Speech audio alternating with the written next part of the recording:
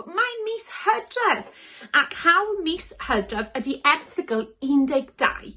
Eich hawl chi i rywun i wrando arnych ac i gael ei gymryd o ddifri. A rhywbeth bwysig iawn i siarad amdano yw sut ydyn ni'n teimlo. Petai chi'n plentyn, person ifanc neu oedolyn, mae fe mor bwysig. Felly, ydych chi gallu meddwl amdano gwahanol fathau o deimladau? Pa fath o deimladau ydych chi'n teimlo bob dydd? Weithio da ni'n hapus? Weithio ni'n gallu bod bach yn drist? Yn gofac. Falle bod chi wedi blino neu bach wedi drysu? Mae pob teimlad yn berffaith normal a mae fe mor bwysig i chi rannu eich teimladau gyda oedolyn, ffrind neu athro neu athrawes.